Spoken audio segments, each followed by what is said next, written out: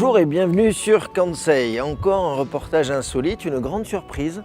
Nous allons découvrir notre présidente de région qui depuis la fusion n'avait pas eu l'occasion de témoigner de ses projets sur Kansei. Là aujourd'hui nous sommes à la halle Latécoère où nous allons découvrir ce projet de start-up. Elle va nous en dire plus et nous aurons l'occasion aussi de discuter d'architecture. Je vous souhaite un bon reportage.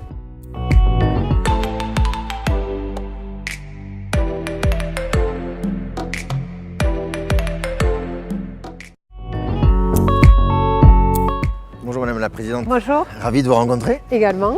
Vieux rêve de Kansei de vous rencontrer parce que ça faisait un petit moment et puis surtout depuis la nouvelle répartition de la région qu'on voulait vous rencontrer.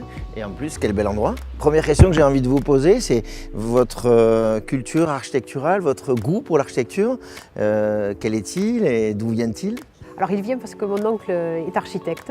Voilà, donc j'ai été élevée dans ce milieu de l'architecture. J'étais très souvent dans la maison de mon oncle qui était aussi son bureau. Et donc voilà, c'était fantastique de voir la planche et après de voir les maquettes des maisons, parce qu'en plus il faisait des maquettes de maisons. Donc j'ai été, et puis j'accompagnais voilà, aussi mon oncle sur les chantiers. Donc le bâti, la puissance du patrimoine, la complexité de savoir associer moderne et ancien, voilà tout ça c'est... Là on est en plein. On est en plein, là, exactement. on va s'éclater alors dans l'interview. Oui, voilà.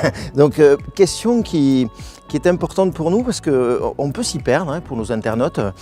Quelle est la répartition? Qu'est-ce que fait la région en fait? Quelle responsabilité architecturale a-t-elle? Le bâti en France doit respecter des règles d'urbanisme et les régions n'établissent pas de règles d'urbanisme à proprement parler, c'est plutôt les intercommunalités ou les mairies.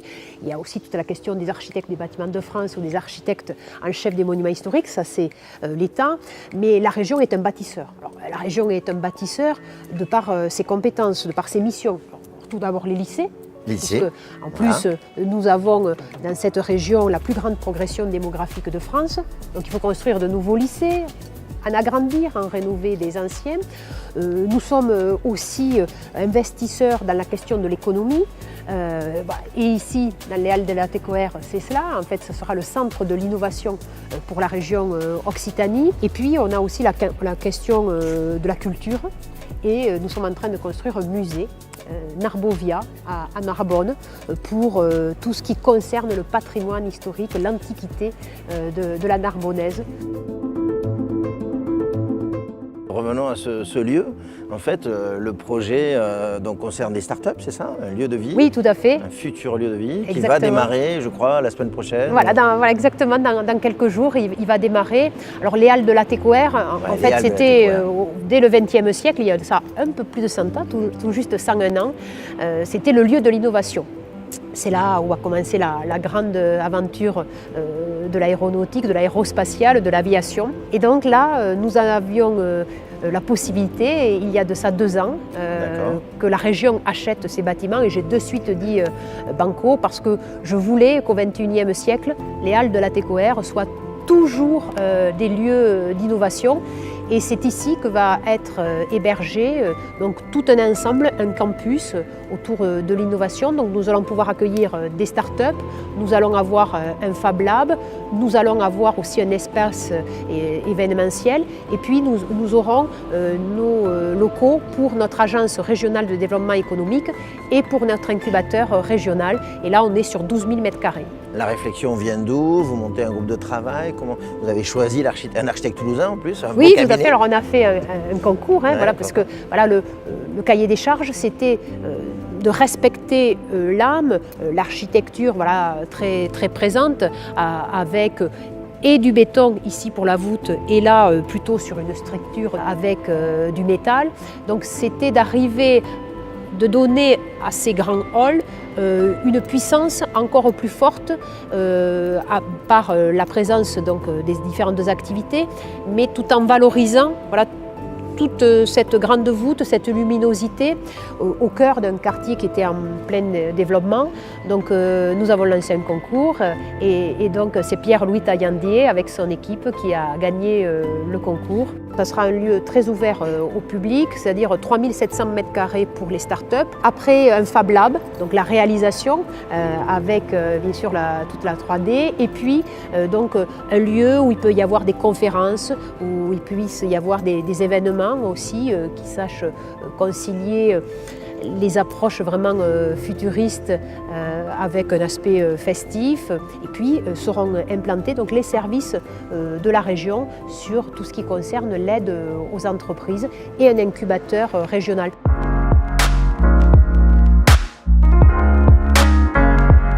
La région très proche de l'entrepreneuriat, la région très proche des bâtisseurs, des entrepreneurs en fait. Oui, tout à fait. C'est une preuve encore une fois. Je pense que déjà, il faut investir, il faut bâtir parce que en bâtissant, on crée du lien, on consolide aussi l'économie de notre région. Il faut donner la culture de l'entrepreneuriat, de pouvoir créer sa propre entreprise. Et il faut démystifier le fait qu'en France, créer une entreprise, c'est le parcours du combattant. Et vraiment, l'idée de ce lieu, c'est justement pour des citoyens qui ont des idées, qui ont une envie vraiment de porter un projet économique qui peut souvent avoir aussi une utilité sociale, eh bien, ils trouvent vraiment ici tout un environnement facilitateur. Avec la rencontre, on peut avoir de la fertilisation croisée, c'est pas juste réservé pour la botanique, pour le monde de l'entreprise, c'est vrai aussi. C'est pour ça que vous y installez un des services aussi, pour justement qu'il y ait cet échange-là? Oui, tout à fait. Je pense aussi que les services de la région soient au cœur de cet écosystème. Cela permet à mes services mais vraiment de s'imprégner pleinement des besoins des entrepreneurs, des chefs d'entreprise. Et cela permet aussi à ces chefs d'entreprise de bénéficier des conseils, en particulier la région aide à l'investissement, elle aide aussi pour les études sur l'innovation, pour le développement à l'international. Et c'est bien qu'en un même lieu, il n'y ait vraiment aucune barrière et que les entrepreneurs et les fonctionnaires de la région en fait, soient tous des développeurs, chacun à leur place. Qu'est-ce qui vous a marqué le plus dans cette approche-là? Est-ce qu'il y a quelque chose qui vous tient à cœur en particulier sur ce projet-là? Je trouvais qu'à Toulouse, il manquait un lieu où il puisse y avoir de l'émulation, où on puisse phosphorer ensemble pour la création d'emplois, pour l'économie.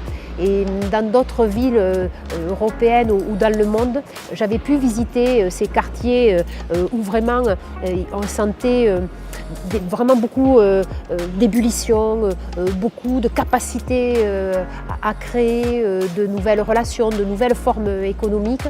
Et je pense qu'ici, on va vraiment pouvoir être un laboratoire de l'innovation, un laboratoire de l'économie de demain. Madame la Présidente, on a mis un petit peu de temps à se rencontrer. Je ne le regrette pas, j'ai bien fait d'attendre, vous avez bien fait d'attendre et j'aimerais bien qu'on puisse se redonner des rendez-vous parce que je pense que vous avez beaucoup de choses à dire. Oui. Et donc à travers des bâtiments en plus, ça nous intéressera de vous revoir. Merci beaucoup. Merci à vous. Kansei vous retrouve très bientôt sur un nouveau projet d'hôtel, le NH Hotel à Blagnac. À très bientôt.